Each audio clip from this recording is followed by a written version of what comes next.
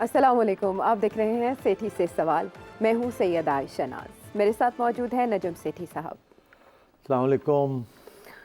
Seat साहब, Peshawar high court आपको पता है इलेक्शन से पहले किस वजह से ख़बरों में रही कि अगर पाकिस्तान तहरीक इंसाफ को कोई रिलीफ चाहिए हो, चाहे वो 9 मई के वाक़यात में ज़मानत चाहिए हो या बल्ले का मामला लेकर रिलीफ, तो वो पेशावर हाई कोर्ट से रुजू करते हैं। इसलिए पेशावर हाई कोर्ट को सरसे में तनकीद का निशाना भी बनाया। शहबाज शरीफ साहब ने, मौलाना फजल रहमान ने, इन सियासी रहनुमाओं ने सहूलत कारी का इल्ज़ाम पेशावर हाई कोर्ट पर आयद किया था। लेकिन आज जब मखसूस नशस्तों के हवाले से दरख्वास्तों की समाअत हुई पेशावर हाई कोर्ट में, तो 5 रुकनी लार्जर बेंच ने वो दरख्वास्तें सुन्नी तहत काउंसिल की खारिज कर दी और कहा कि आपका इस पर कोई हक नहीं है। वहाँ पार्लियामेंट्री पार्टी और पॉलिटिकल पार्टी इसकी डेफिनेशन पर भी बहस होती रही। बैरिस्टर अली ज़फ़र ने भी दलाइल दिए। बात यह है कि आपने बहुत अरसा पहले जब ये मामला छिड़ा था मखसूस नशिस्तों का कि मिलेंगी या नहीं मिलेंगी, तब पेशगोई की थी, क्या कहा था आपने, वो शामिल करते हैं पहले शो में। लीगल पोजीशन बनती है जी, वो आप चैलेंज करेंगे, लड़ाई झगड़े होंगे, मगर ये मुमकिन नहीं है कि सीट्स मिलेंगी। और अगर ये हाई कोर्ट और सुप्रीम कोर्ट पे भी जाएंगे तो वहाँ यही फैसला आएगा। ओके। और मेरा ख्याल है इनको नहीं मिलनी वो सीट्स। तो नहीं मिली उनको वो सीट्स, लेकिन उसके बाद सुप्रीम कोर्ट जाने का इरादा जाहिर कर दिया गया पाकिस्तान तहरीक इंसाफ की जानिब से। क्या कहेंगे आप? सिंध हाई कोर्ट में भी मामला है, इधर लाहौर हाई कोर्ट में भी लगी हुई है दरख्वास्त, क्या होगा? देखिए, स्टेक्स बहुत हाई हैं इस्टेब्लिशमेंट के, और जो इस वक्त पीडीएम की गवर्नमेंट है, बहुत हाई स्टेक्स हैं। बहुत एक नया प्रोजेक्ट शुरू हुआ है, इसको डिरेल करने की इजाज़त नहीं दी जाएगी। और अगर पीटीआई का ये ख्याल है कि वो उन्हें इंसाफ मिलेगा जिसे वो इंसाफ समझते हैं, वो नहीं होगा। इंसाफ मिलेगा मगर उससे वो खुश नहीं होंगे, क्योंकि वो एक खसूसन एक किस्म का इंसाफ चाहते हैं जिसके साथ उनकी मनपसंद इंसाफ आपकी मुरादी है। तो ये देखिए, जब ये फैसला हुआ ना, 2-3 फैसले जो पहले हुए हैं, उससे अब आपको अगला रास्ता नज़र आना चाहिए। जितने मर्जी आप अदालतों में जाके खटखटाएं, जब ये फैसला हुआ कि आपको सिंबल नहीं मिलना, समझिए कि उस वक़्त ये फैसला हो गया था कि यू आर आउट, आपको अंदर नहीं आने देना, और आप जितनी मर्जी कोशिश कर लें इधर से उधर से, वो कोई सहूलत नहीं मिलेगी आपको जी। तो वही हो रहा है। उसके बाद वो केसेस इलेक्शन से पहले आपको पता कन्विक्शंस हो गई, 1, 2, 3 हो गई मेरा ख्याल है जी। हाँ। 3 हो गई। हाँ, तो फिर उसके बाद प्री इलेक्शन में जो कुछ हुआ, इलेक्शन की रात को जो कुछ हुआ जी। तो ये तो एक मैं समझता हूँ कि प्रोजेक्ट फुल थ्रॉटल चल रहा है, और प्रोजेक्ट को डिरेल होने की इजाज़त नहीं होगी, कोई नहीं कर सकेगा। अच्छा। ये प्रोजेक्ट चलेगा, खान साहब जो है अंदर रहेंगे, पीटीआई जो है अगर गड़बड़ करेगी तो मार पिटेगी। और ये बिल्कुल उसी किस्म की है, थोड़ा पैमाना ज़्यादा सख्त है जो कि नून लीग के साथ हुआ 17-18 में, तो वो अब इधर हो रहा है, थोड़ा सा ज़्यादा हो रहा है। और थोड़ा सा नहीं, इस्तीफा जिससे कहते हैं ना, थोड़े कड़ाके निकल रहे हैं। अच्छा। तो इसलिए मुझे बिल्कुल कोई तवक्को नहीं है कि जी कोई रिलीफ मिलेगी पीटीआई को। अच्छा, कहते हैं ना वो कुछ शहर दे लोग भी ਜ਼ਾਲਮ ਸਨ, ਕੁਝ ਸਾਨੂੰ ਮਰਨ ਦਾ ਸ਼ੌਕ ਵੀ ਸੀ, ਜਿਹੜਾ ਤੁਸੀਂ ਕਹਿੰਦੇ ਪਿਓ कि जे गड़बड़ करेंगे तो इन्हों कुट पेगी। अपनी स्ट्रेटजी को भी तो कुट पड़ी। जैसे जैसे ही ये फैसला आया नशिस्तों के हवाले से, तो सारे लोग सोच में पड़ गए कि सुन्नी इत्तेहाद काउंसिल की तो कोई सीट ही नहीं थी असेंबली में, मजलिस वहदतुल मुस्लिमीन के साथ जाते जाते एकदम ये डिफ्लेक्ट क्यों हो गए? क्या वजह बनी ये फैसला क्यों चेंज किया? देखिए, बड़े अफसोस की बात है कि आज यही कहा जा रहा है, अदालत वाले यही कह रहे हैं कि आपकी पार्टी तो, जिस पार्टी को आपने अपनाया उसने तो इलेक्शन नहीं लड़ी, उनके जो एक बंदा था उसने तो इंडिपेंडेंट के तौर पर लड़ा। तो जिन्होंने इलेक्शन लड़ी थी और जिनके पास एक सीट थी, आप उधर क्यों नहीं गए? और आपको याद होगा कि पहले फैसला यही था कि उनके पास जाए, मगर फिर यही होता ना इस मुल्क के अंदर कि जो मजहबी लॉबी है ना, वो फिर प्रिवेल कर जाती है। और स्पेशली केपी जैसी एरिया में जहाँ मज़हब का काफ़ी स्ट्रॉन्ग रोल है, तो मेरा ख्याल है वहाँ ये वो जी तो शिया ने उनके साथ हमने नहीं मिलना, ये नहीं करना, वो नहीं करना, तो इस वजह से उनको छोड़ दिया। और अब भुगता रहे हैं ना जो फैसले किए इन्होंने। अच्छा। तो इतनी इनमें अकल नहीं थी टू अंडरस्टैंड कि देखिए ये सियासत है, इसमें अब मज़हब को आप दूर रखें और अपने आप को बचाएं।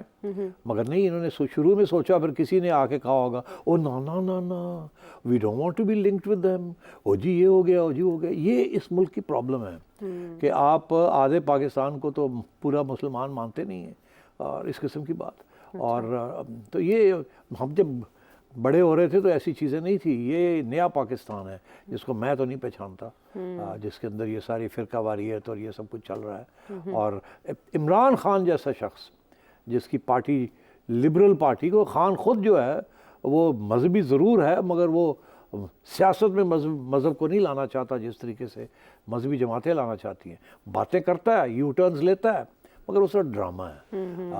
Otherwise he is very westernised. तो इसलिए मैं ये समझता हूँ कि ये बड़ा अफसोस है कि पीटीआई ने उस जमात को नहीं अपनाया। अगर कर लेते तो उसका बहुत स्ट्रॉन्ग मैसेज भी जाना था, एक अच्छा मैसेज जाना था, और फिर आज ये जिस किस्म के प्रॉब्लम्स उनको हो रहे हैं ये ना होते। वो तो मिलते भी रहे सरबराह मजलिस वहदतुल मुस्लिमीन, उनकी तो मुलाकातें भी होती रही, बल्कि वो तो हाई कोर्ट से रुजू करते रहे कि हमें मुलाकात की इजाज़त दी जाए। इस टेक्निकल बुनियाद पर नॉकआउट हुए कि है ही नहीं आपकी असेंबली में सीट।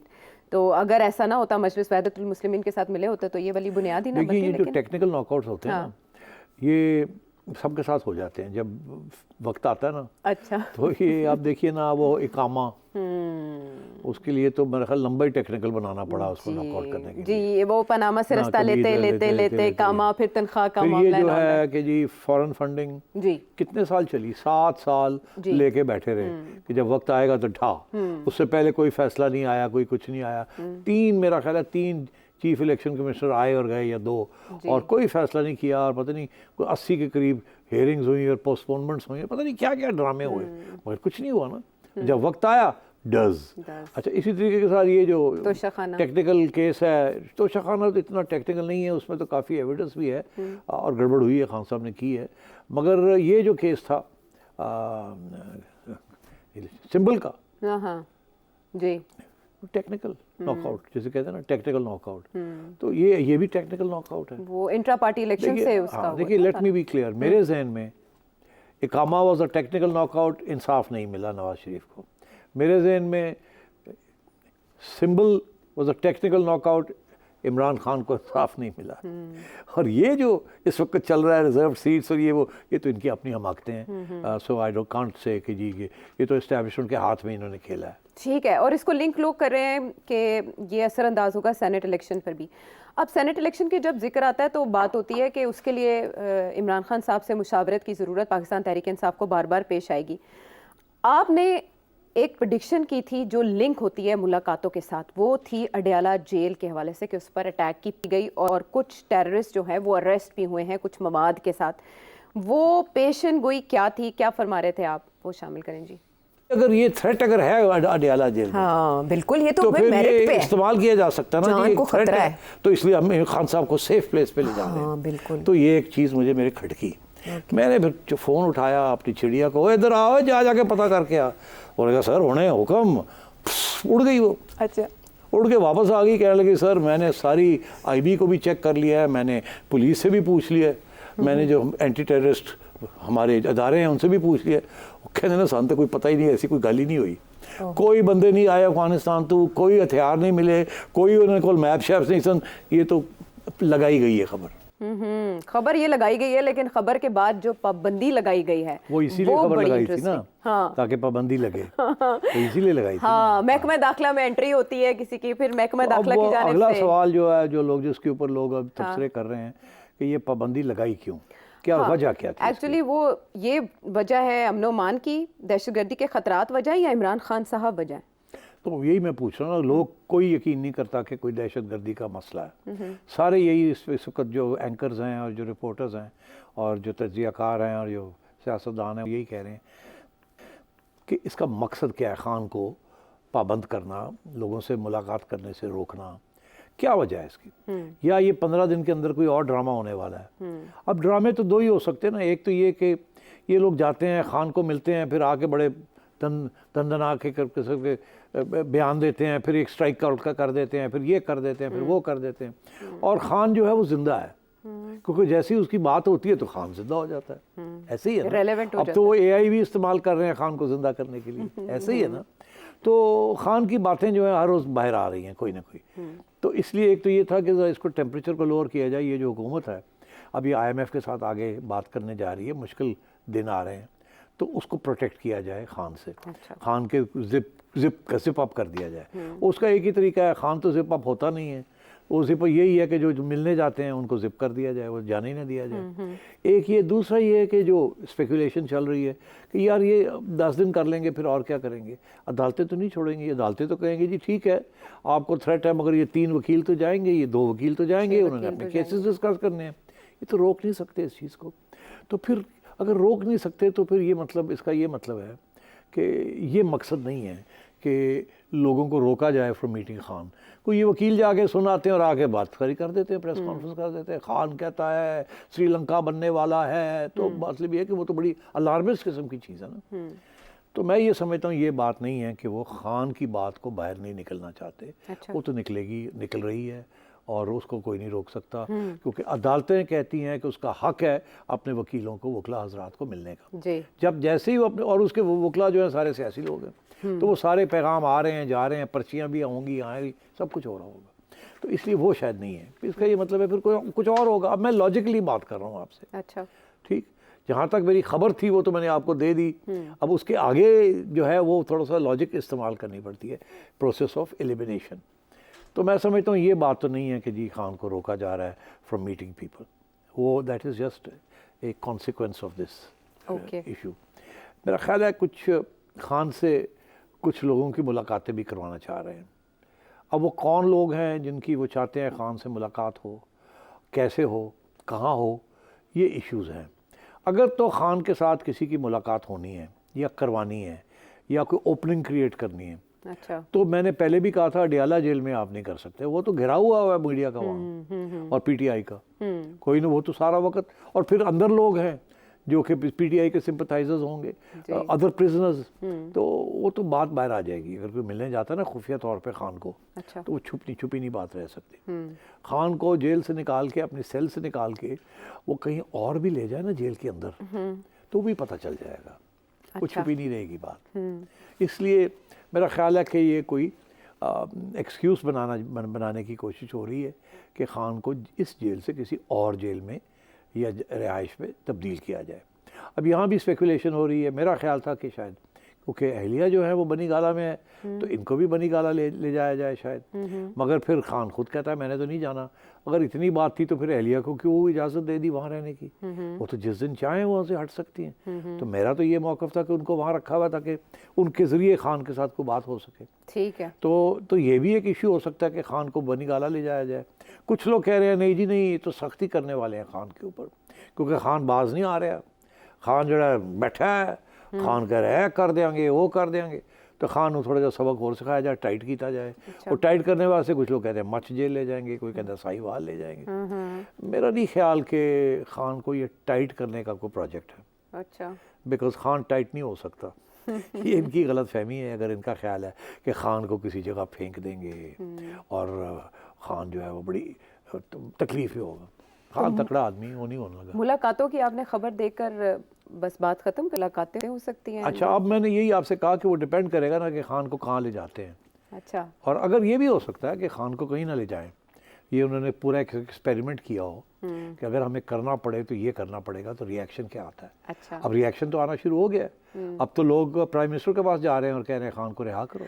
हाँ जी बिल्कुल, वो अलीमीन गंडापुर और थोड़ी सी पीटीआई के अंदर कुछ नरमी नजर आनी शुरू हो गई। शेर अफजल मरवत साहब भी नरम पड़े। हाँ, और कहीं सख्त कहीं नरम। चीफ मिनिस्टर साहब भी आजकल थोड़े से ऐसे हुए हैं। अलीमीन गंडापुर साहब जिनसे एक्सपेक्ट नहीं किया जा रहा था खान का सिपाही, और जिस तरीके से भी डिस्कस करते हैं। जी बिल्कुल, ब्रेक का मुझे एक्चुअली कहा जा रहा है। तो मैं ये कह रहा हूँ कि मेरा ख्याल है आप देखते चले अगले 8-10 दिन के अंदर क्या होता है। हाँ। उसकी वजह ये है कि या तो ये एक्सपेरिमेंट वो सोचेंगे कि नहीं रहने दो इतने ही, तो या फिर वो कोई कदम उठाएंगे। तो हमें समझ आ जाएगी क्या, जैसे ही होगा हम आपको बता देंगे कि क्या हुआ। हाँ। अभी तो हमने आपको तैयार कर दिया है कि कुछ हो सकता है, कुछ हो सकता है। और 2 हफ्ते ही क्यों, ये और पहले भी मैंने इशारा किया था, वहाँ तक तो आ गए। अब वहाँ तक तो आ गए आपने, अडियाला जेल और थ्रेट्स का इशारा करने के बाद सिचुएशन डेवलप वैसी ही हुई और 1 हफ्ते के अंदर अंदर हुई। अच्छा, बिफोर वी टेक ब्रेक, ये IMF वफ्द जो पाकिस्तान पहुंचा हुआ है, जब ये इससे पहले आए थे और डिफ़ॉल्ट होने की बातें थी और मुज़ाकरात चल रहे थे, तो जाके ज़मान पाक मुलाकात की थी IMF की डेलीगेशन ने। अब फिर IMF का डेलीगेशन आया हुआ है, तो ये स्पेक्युलेट करना ठीक होगा कि IMF को रोकने के लिए पाबंदी लगाई गई है? बिल्कुल नहीं, IMF का कोई दिलचस्पी नहीं है इमरान खान को मिलने में। IMF और अमेरिकन गवर्नमेंट ने ये फैसला कर लिया है कि इस प्रोजेक्ट को चलाना है उन्होंने भी, इसको डिरेल नहीं होने देना, इसलिए आईएमएफ की टीम आ गई है। और आप देखिएगा बिल्कुल सब स्माइल्स होंगी, सबकी जो प्रेस कॉन्फ्रेंसेस होंगी, हमारी तरफ से भी मुस्कुराहट होगी, उनकी तरफ से भी कोई सख्ती नहीं होगी। आईएमएफ किसी सूरत में इमरान खान के 10 मील के करीब भी नहीं जाएगी। अच्छा, ठीक है, all smiles. So here we take break, वापस आते हैं ब्रेक के बाद।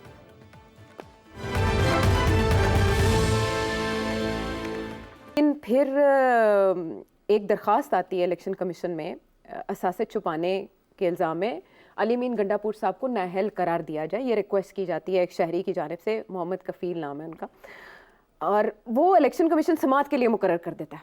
अच्छा, ये दरख्वास्त आती है इलेक्शन कमीशन में 12 मार्च को और वो समात के लिए मुकर्रर कर दी जाती है। तो अगले दिन अली मीन गंडापुर साहब वज़ीर आज़म हाउस पहुंच जाते हैं और शहबाज शरीफ साहब से मुलाकात भी कर लेते हैं। मुलाकात बड़ी खुशाइंद होती है, जो बाद में एहसन इकबाल साहब के पहलू में खड़े होकर प्रेस कॉन्फ्रेंस भी करते हैं और साथ मिलकर चलने का इंदिया देते हैं।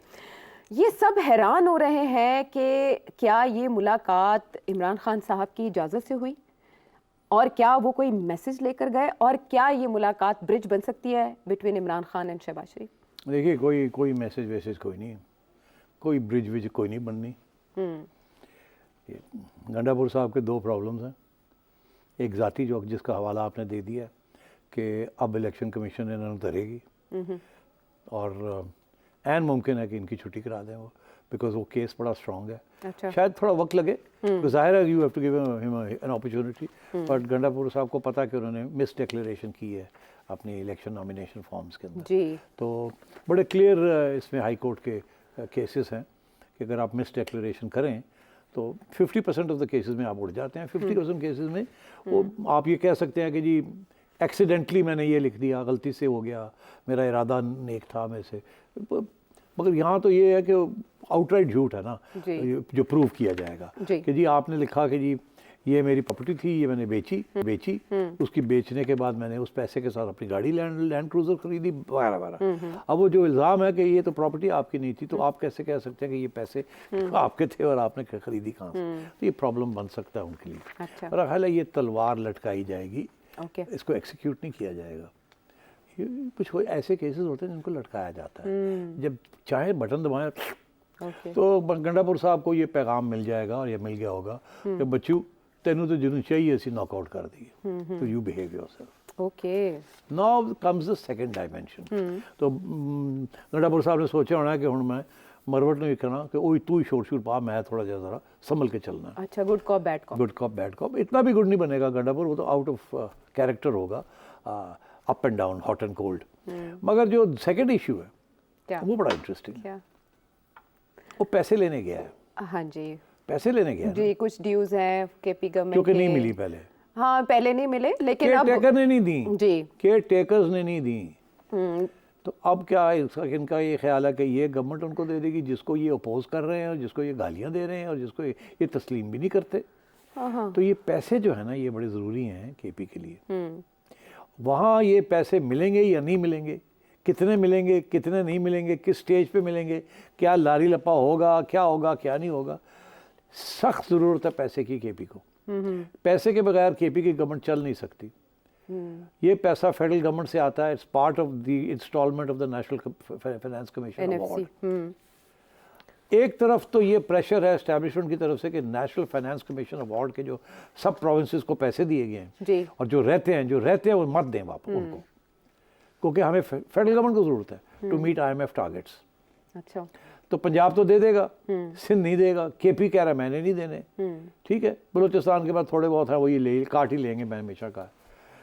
तो फिर तो मसला बन जाएगा ना फेडरल गवर्नमेंट के लिए। तो इसलिए मेरा ख्याल है गंडापुर साहब और केपी की हुकूमत को इस बात का एहसास हो गया है कि शायद हमें पैसे ना मिले, जो हमें नेशनल फाइनेंस कमीशन का जो आखिरी इंस्टॉलमेंट्स रह गई हैं वो ना मिले। तो जाओ जाके फेडरल गवर्नमेंट गल करो तो सानू पैसे दो।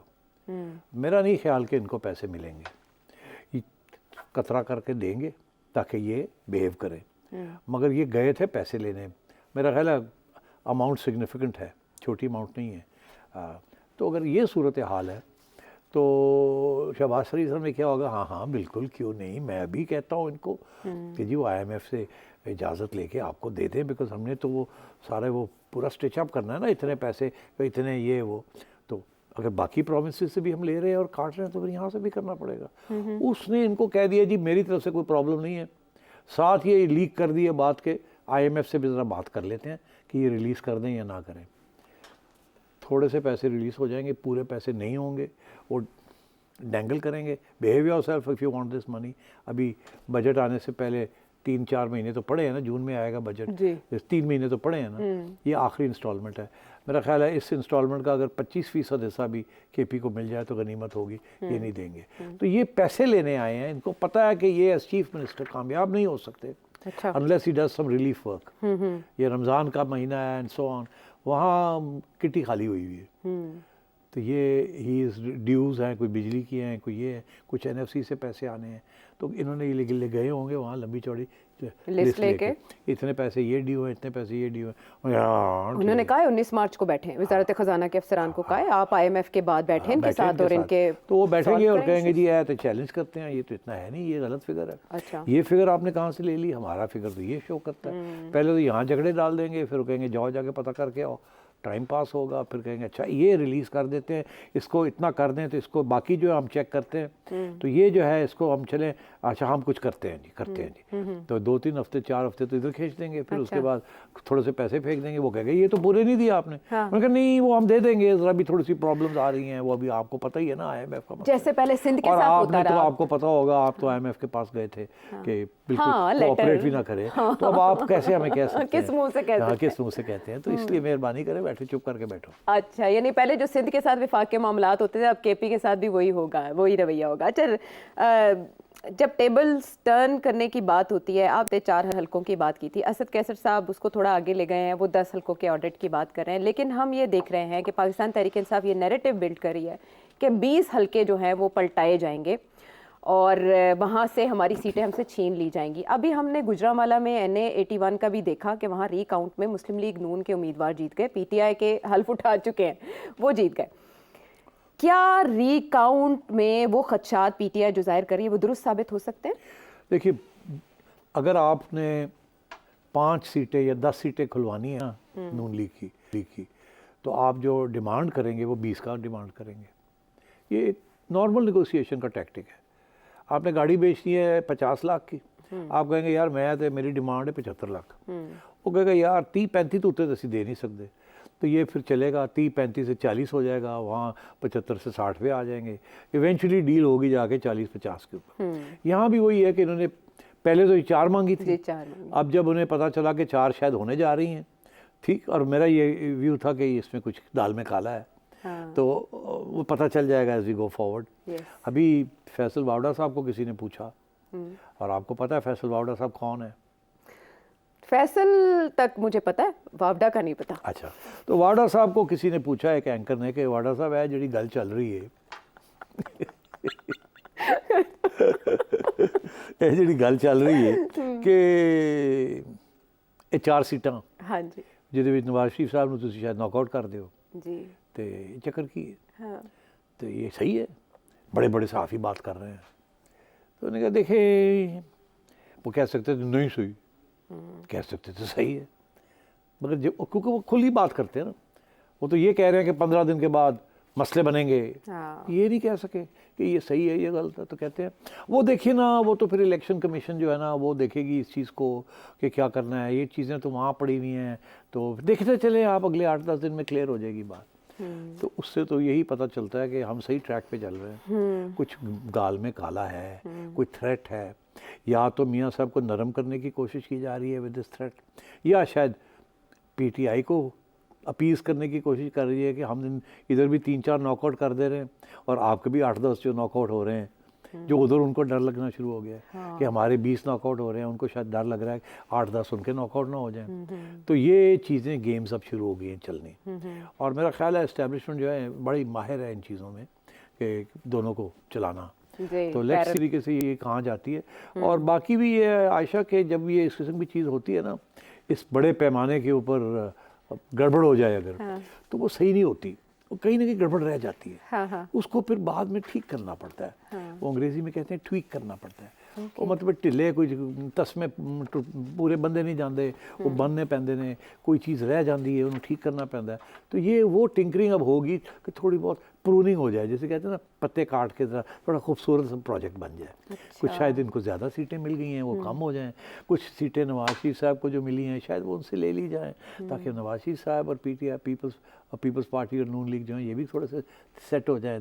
ज़्यादा ही ना अखा कड्डन साढ़े नाल साड़ी गल ना मनन। आगे बहुत सी चीज़ें आनी हैं जहाँ नून लीग के जो बाहर लोग जो बैठे हुए हैं वो इन हो जाएंगे, वो बहुत प्रेशर डालेंगे उन लोगों के ऊपर जो अंदर बैठे हुए हैं। अच्छा कि आप ये क्या कर रहे हैं, हाँ। हमें और बदनामी हो रही है और आवाम हमसे दूर हो रही है। जावेद लतीफ़ साहब जो बोल भी रहे है, अब हैं। नाम जावेद लतीफ़ साहब भी हैं और भी बड़े हैं जो कि नाखुश हैं, हाँ। और मियाँ साहब सबसे ज़्यादा नाखुश होंगे। तो मैं ये समझता हूँ कि ये अब गेम चलेगी, जैसे जैसे चलेगी खादम हाजिर है, हम आपको बताएंगे क्या हो रहा है। जमहूरियत की ट्यूनिंग के हवाले से तो आपने खूब कहा, हमेशा से चलती आई है और अब मज़ीद होगी, और इसके नित नए अंदाज हम देखेंगे आने वाले दिनों में। हम वापस आते हैं ब्रेक के बाद।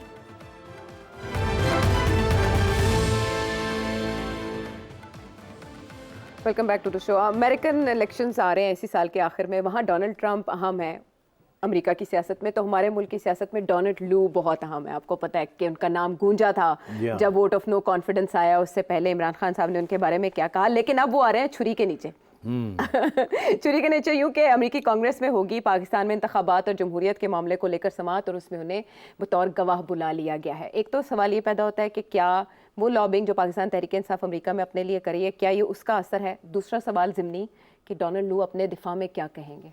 ये बड़ा इंपॉर्टेंट सवाल है। इसमें कोई शक नहीं है कि पीटीआई की जो फॉरेन पॉलिसी इस्टेब्लिशमेंट है पीटीआई की, अमेरिका में है या यूके में है या यूरोप में है, अमेरिका में तो बड़ा पैसा है उसके पास, और उन्होंने लॉबिस्ट भी हायर किए हैं, और उनकी काफ़ी क्लाउट है with the local congressman and senators, इसमें कोई शक नहीं है। और ये कल्टीवेट किया जाता है ओवर अ लॉन्ग पीरियड। इसमें डॉक्टर्स और प्रोफेशनल्स लीड में होते हैं, और वो कंट्रीब्यूट भी करते हैं to the election campaigns of senators and congressman. कोई $1000 देता है, तो उनका वहाँ सिस्टम ऐसा है कि लोकल जो है, you have access to your senator and your congressman, तो एंड दे आर रिस्पॉन्सिव। तो ये इसमें कोई शक नहीं है कि आपको याद होगा शुरू में हमने खबर सुनी थी कि पीटीआई ने 4 कांग्रेसमैन घेर लिए और उनसे बयान दिलवाया था कि पाकिस्तान इलेक्शंस जो हैं वो गड़बड़ हो गई है, देखा जाए। और मैंने आपसे कहा था इससे कुछ नहीं होगा, ये ज़्यादा होने पड़ेंगे, फिर जाके शायद कोई बात इनकी बने, कोई सुनने के लिए तैयार हो। उसके अगली स्टेज फिर इन्होंने मेरा ख्याल है 20 या 30 के करीब लोग इकट्ठे कर लिए, उनसे सिग्नेचर्स ले लिए और उनसे रेजोल्यूशन पास करवाया कि आप इंतखाबात और हुकूमत को तस्लीम ना करें जो पाकिस्तान में। तो उसके बाद फिर एक प्रेशर बिल्डअप हो गया, जिसकी वजह से अब ये कांग्रेसनल हियरिंग कॉल हो गई। This is the classic American way of drawing attention, and because lobbyist का सिस्टम है वहाँ, और वहाँ के जो पीटीआई के लोग हैं उन्होंने डन अ गुड जॉब। वो और बात है कि एक तरफ गाली दे रहे थे, तब जब जरूरत पड़ गई तो उन्हें आगे जाके किटने झोंक दिए कि हाँ जी तुसी आ जाओ माई बाप। पहले गालियाँ दे रहे थे कि माई बाप जो है उनकी ऐसी तैसी, स्लेवरी और ये वो, और अब उसी माई बाप के बाद पहुँच गए। But then give them credit कि यू टर्न के तो मास्टर हैं और सियासतदान होते ही हैं। अब बाय द वे ये यू टर्न तो पीटीआई तो कि हम समझते थे पीटीआई मास्टर है, मगर नून लीग भी लगता है ऐसे है कि उन्होंने भी एक एमएससी कर ली है यू टर्न यू टर्न्स के अंदर, ठीक है ना। अच्छा, हाँ वो नजर आ रहा है ना, बयानिए शानिए सब फारग हो गए। Masters in science of you turns, masters in science of U turn. Khan साहब तो पीएचडी थे, ये पहुंच रहे हैं, इनका पहला साल मतलब एमएससी तक हो गया इनका, खान साहब ने सिखाया। हाँ, तो खान साहब की politics is very popular now, कि यू टर्न पॉपुलर, तो वहाँ इन्होंने कर लिया है। And I think to answer your question, this is directly a result of the lobbying, and hats off to PTI America, जिन्होंने ये एफर्ट करके और यहाँ तक ले आए। इम्पैक्ट क्या होगा? अब ये इम्पैक्ट क्या होगा? ज़ीरो इम्पैक्ट इसका कोई नहीं होगा। एक साइकोलॉजिकल इम्पैक्ट है जो कि अब हम बात कर रहे हैं इसके ऊपर, ये साइकोलॉजिकल इम्पैक्ट है। डोनाल्ड लू का जो जाना है ना, that it self is a give away, meaning उससे पता चलता है कि इसका कोई चीज़ इसमें से पीटीआई के लिए नहीं निकलनी। अच्छा, क्योंकि डोनाल्ड लू जो है, अगर वो ऐसी कोई बात कर दे कि पाकिस्तान में गड़बड़ हुई है, तो वो तो अपने पाँव पे कुल्हाड़ी मारेगा ना, ठीक है ना। बिकॉज उसके ऊपर तो ये इल्ज़ाम है कि वो तो चाहता ही नहीं था कि इमरान खान इलेक्शन जीते या रहे जी। वो तो पहले चाहता था कि ये जाएं, फिर ये तो नहीं चाहता होगा ना कि जाएं और फिर आ जाएं वापस। तो वो तो अब यही बात करेगा। उसको भेजा गया है 2 बातों के लिए। एक ये कि अपना मौक़िफ़ जो है कि we were not involved in the Pakistani in the politics, ठीक। मगर उसके साथ साथ ये भी कि therefore we are not involve in the electoral process. हमारा यही मौक़िफ़ है कि ये इंटरनल अफेयर्स हैं, वो वहाँ अदारे हैं, अगर कोई प्रॉब्लम हुआ है तो वो जाए वहाँ। हाँ, हमने भी सुना है कि कुछ इरेगुलरिटीज़ हुई हैं, कुछ रिगिंग के क्लेम्स हैं, हमें सुना है, हम देख रहे हैं इन चीज़ों को, क्योंकि वहाँ सवाल होंगे ना कि आपने कोई तफ्तीश की है, आपका क्या ख्याल है, ये सही है, ये गलत है, तो वो गोल मोल जवाब देगा। कभी भी ये नहीं कहेगा कि हाँ वहाँ रिगिंग हुई है और हम उसको कंडेम करते हैं, ऐसे कभी नहीं होगा। वो कहेगा हम चेक कर रहे हैं, हम देख रहे हैं, कुछ लोग कहते हैं मगर पाकिस्तान की हुकूमत बड़ी स्टेबल है इस वक्त, इसीलिए IMF जा रहा है वहाँ, एंड इस किस्म की वो बातें होंगी डिप्लोमेटिक, और कोई रिलीफ नहीं मिलेगी PTI को फ्रॉम द कंग्रेशनल हियरिंग्स। थोड़ी सी शर्मिंदगी होगी डोनाल्ड लू को, क्योंकि जिन लोगों ने ये किया है वो बैठे में अब सवाल जवाब करने के लिए, और वो बड़े लीडिंग क्वेश्चंस होते हैं। Do you agree there was rigging और नो रिगिंग? तो आगे से डोनाल्ड लू कहेगा well sir we really don't know, we have read reports that there was some rigging but we can't be too sure. कहेंगे but then what is the state department, you are in the state department, don't you think you should know what is the CIA report on this? Well sir we still have not had time to peruse it, as you know the administration is very involved in the electoral politics and blah blah blah, but we are looking into it and we have set up, so we've asked the State Department to do this in drama। अच्छा, ठीक है, और थोड़े पसीने आएंगे Donald लू को, मगर उसी को भेजा इसीलिए गया कि जाके उन्होंने अपनी रोटी कमा जा रही। बहरहाल मैंने हेयरिंग पहले ही देख ली, थैंक यू सो मच। अब एक सवाल का जवाब, सवाल बहुत से आए हैं लेकिन हम क्विकली, क्योंकि फ्यू मिनट्स लeft। मलिक आमिर सवाल साहब, था कि 2 मिनट में। हाँ, मलिक आमिर साहब कुछ जानना चाह रहे हैं पाकिस्तान के हालात को लेकर। जी, पाकिस्तान के हालात मुस्तकबिल करीब में साल 1.5 साल में ठीक हो जाएंगे? जो हम बैरून मुल्क हैं, जो छोटी मोटी जॉब इधर कर रहे हैं ताकि हम वतन वापस आ जाएं, जितने पैसे हम यहाँ कमाते हैं इतने पाकिस्तान में हम कमा लें। पाजी जिथे बैठे हो टिके रहो उथे, मैं तो यही आपको एडवाइस दूंगा। देखिए ये जो इस वक्त जिस फेज़ में से पाकिस्तान गुजर रहा है ना, ये बड़ा टफ फेज़ है। ये तो खुद आज या कल औरंगज़ेब साहब जो नए फाइनेंस मिनिस्टर आए हैं उन्होंने खुद कहा है कि इस वक्त तो हम ब्लीडिंग रोक रहे हैं और स्टेबलाइजेशन कर रहे हैं, तो तवक्को मत करें कोई नौकरियां निकलेंगी या जॉब्स निकलेंगे या जल्दी जल्दी इन्फ्लेशन कम हो जाएगी या बिज़नेस के इंटरेस्ट रेट्स गिर जाएंगे और बिज़नेस कारोबार शुरू हो जाएगा। तवक्को ना करें। इस वक्त और इश्यूज़ हमारे लिए, कितना टैक्स कलेक्ट करना है, कितनी कीमतें बढ़ानी है एंड सो ऑन। ये जो इशू है ग्रोथ का, जिसके साथ मुलाजमतें बनती हैं, नज़र आती है, तजारत शुरू हो जाती है, इन्वेस्टमेंट आती, तो वो कह रहा है कि अगले 3 साल के बाद ये इसका वक्त आएगा। अगर ये अगले 2 साल 2.5 साल हम ठीक निकाल लिए हमने, और ये IMF का प्रोग्राम बरकरार रहा और हमने कोई गड़बड़ ना की या कोई गड़बड़ हो ना गई, तो इसलिए मैं भाई साहब को यही कहूँगा आयशा कि आप शुक्र करें जहाँ आप बैठे हैं, रोटी पानी निकल रहा है आपका, इतने पैसे बना लेते हैं कि कुछ घर भेज देते हैं, बैठे रहें यहाँ, वहीं अपने हालात को बेहतर करें। अगर 3 साल के बाद आपको नज़र आया कि हालात यहाँ बेहतर हो रहे हैं, लड़ाई झगड़े ख़त्म हो गए हैं, इन्फ्लेशन महंगाई कम हो रही है, नौकरियाँ मिल रही हैं, खुशहाली आ रही है, तो फिर आप आ जाइएगा।